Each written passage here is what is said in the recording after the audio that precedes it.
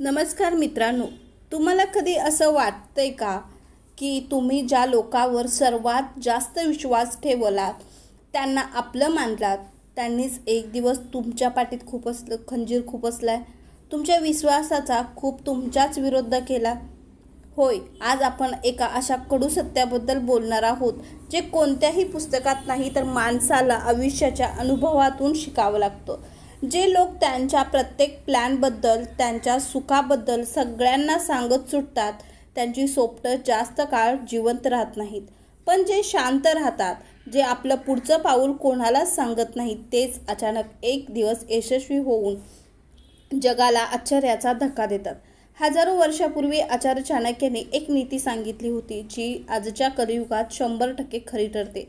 आज आपण एका सत्य घटनेसह पाहणार आहोत की शांत राहणं ही माणसाची कमजोरी नाही, तर त्यांची सर्वात मोठी ताकद कशी असते. जर तुम्ही हा व्हिडिओ शेवटपर्यंत पाहिला तर कदाचित आजपासून तुम्ही स्वतःच्या आयुष्यातील काही गोष्ट अत्यंत जवळच्या नातेवाईकापासून लपवून ठेवलात. हे समजून घेण्यासाठी आपण एक छोटीशी पण डोळे उघडणारी गोष्ट पाहूया. एका गावात 2 सख्खे भाऊ राहत होते. दोघेही कमवण्यासाठी शहरात गेले. त्यातला पहिला भाऊ खूप सरळ आणि भोळा होता. शहरात गेल्यावर जेव्हा जेव्हा त्याची प्रगती व्हायची, त्याचा पगार वाढवायचा, तेव्हा तो आनंदाच्या भरात लगेच आपल्या घरी काका, मामांना आणि गावातील नातेवाईकांना फोन करून सांगायचा. तो सांगायचा, मामा, माझी कमाई आता दुप्पट झाली, मी शहरात मोठा फ्लॅट घेतलाय. त्याला वाटायचं की आपले लोक आपल्या आनंदात आनंदी होतील. पण दुसरा भाऊ चाणक्य बुद्धीचा होता. तो पहिल्या भावापेक्षा जास्त कमवत होता, पण जेव्हा जेव्हा तो गावात यायचा तेव्हा तो मुद्दाम जुने कपडे घालून यायचा. नातेवाईकांनी विचारलं की बाळा, किती कमवतोस?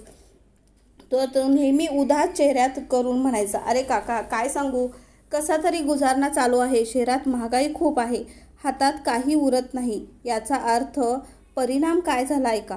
ज्या पहिल्या भावाने आपल्या कमाईचा डंका पिटला होता ना, तो हळूहळू नातेवाईकाच्या डोळ्यात खुपू लागला.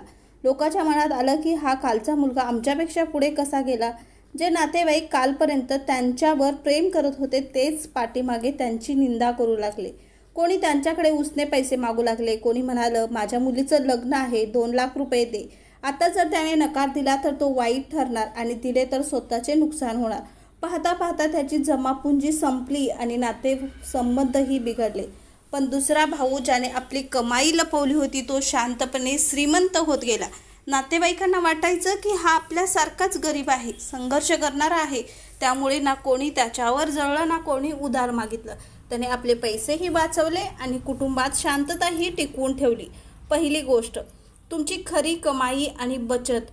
वेगळ्या गोष्टीवरून चाणक्याचा पहिला पक्का नियम समजून घ्या. नातेवाईकासमोर नेहमी साधं राहा. तुमची खरी श्रीमंती आणि तुमचं बँक बॅलन्स फक्त स्वतःपुरतं ठेवा. त्यांना असंच वाटू द्या की तुम्ही त्यांच्यासारखा संघर्ष करत आहात. यातच तुमची सुरक्षितता आहे. माणसाचा स्वभाव असा असतो की दुसऱ्याच्या दुःखात दुःखी होतो, पण दुसऱ्याच्या आनंदात आणि प्रगतीत त्याला 100 पट जास्त दुःख होतं. जेव्हा तुमचं नातेवाईक पाहतील की तुम्ही त्यांच्यापेक्षा जास्त कमवत आहात, तुमची गाडी मोठी आहे, तुमची मुलं चांगल्या शाळेत शिकत आहेत, तेव्हा त्यांच्या मनात एक विष पसरू लागतं. ते तुमच्या तोंडावर गोड बोलतील, दीर्घायुष्य हो बाळा म्हणतील, पण आतून जळफळाट होईल. जुने लोक म्हणतात ना, दगडालाही नजर लागते, मग माणूस काय चीज आहे. दुसरी गोष्ट, भविष्यातील योजना आणि स्वप्न. आता वळून या दुसऱ्या गोष्टीकडे, जे तुमच्या यशाची पायाभरणी आहे, तुमचं पुढचं पाऊल किंवा तुमच्या भविष्यातील योजना. चाणक्याचा एक प्रसिद्ध श्लोक आहे, मनसा चित्तितं कार्यं वाचा नैव प्रकाशयत. याचा अर्थ असा की मनात ठरवलेले काम पूर्ण होईपर्यंत जे जिभेवर आणू नका.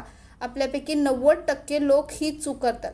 समजा तुम्ही एखादा नवीन व्यवसाय सुरू करणार आहात, परदेशात जाण्याची तयारी करत आहात किंवा मोठी जमीन घेणार आहात. आपल्याला आपल्या लोकांना ते सांगण्याचा खूप उत्साह असतो.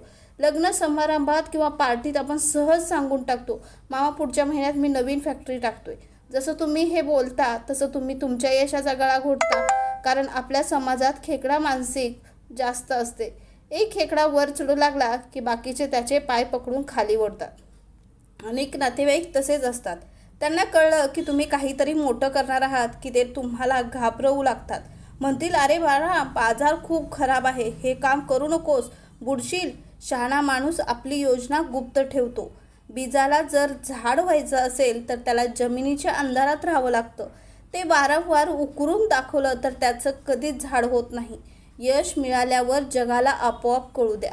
तिसरी गोष्ट, घरातील भांडणं आणि वैयक्तिक वाद. तिसरी महत्त्वाची गोष्ट म्हणजे घरातील भांडणं. नवरा बायकोमध्ये वाद होतात, वडील मुलात मतभेद होतात. हे प्रत्येक घरात होतं, पण रागाच्या भरात हे कधीही नातेवाईकांना सांगू नका.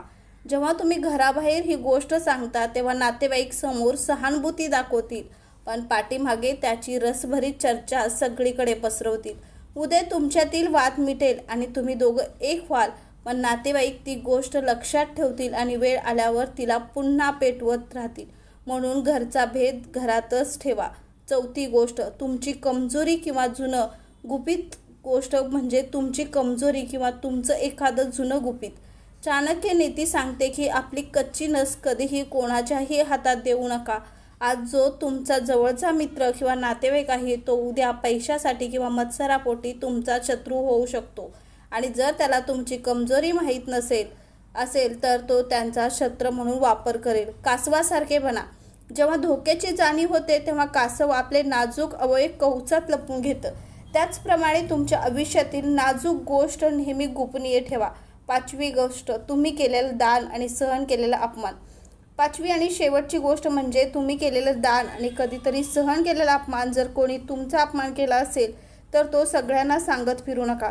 लोक तुमचा आदर करायचं सोडून देतील. आपली कमजोरी आणि आपला अपमान एका लोखंडी पेटीत बंद करा आणि त्याची किल्ली समुद्रात फेकून द्या. नाते तोडू नका, पण शहाणपणाने वागा. नातेवाईकांना भेटा, गोड बोला, पण मनाचे दरवाजे बंद ठेवा. जिभेप्रमाणे बना, जे 32 दाताच्या मध्ये राहूनही सुरक्षित राहते. वरून उघड्या पुस्तकासारखे बना, पण आतून तुम्हाला कोणीही वाचवू शकणार नाही असे स्वतःला तयार करा. मित्रांनो, जगात 2 प्रकारचे लोक असतात. एक जे प्रत्येक गोष्ट बोलून दाखवतात आणि दुसरे जे शांत राहून इतिहास घडवतात. तुम्हाला कोण व्हायचं आहे जे आजच ठरवा. लक्षात ठेवा, यश कधीही गोंगाटात जन्म घेत नाही, ते शांत तयारीतच जन्म घेतं. जर हा व्हिडिओने तुमच्या विचारामध्ये थोडासा जरी बदल घडवला असेल तर हा व्हिडिओ तुमच्या त्या मित्राला किंवा नातेवाईकाला नक्की पाठवा, जो सध्या खूप काही सहन करतोय पण शांत आहे, कारण त्याची शांतताच त्यांची सर्वात मोठी ताकद आहे. तुम्हाला या 5 गोष्टींपैकी कोणती गोष्ट सर्वात जास्त पटली ते खाली कमेंट करून नक्की सांगा. मी प्रत्येकाच्या कमेंटला रिप्लाय देईन. आणि जर तुम्हाला अशाच आयुष्य बदलणाऱ्या गोष्टी ऐकायच्या असतील तर आत्ता चॅनलला सबस्क्राईब करा. पुन्हा भेटू, पण तोपर्यंत शांत राहा, निरीक्षण करा आणि योग्य वेळी जगाला उत्तर द्या. जय हिंद, जय महाराष्ट्र. थँक्यू.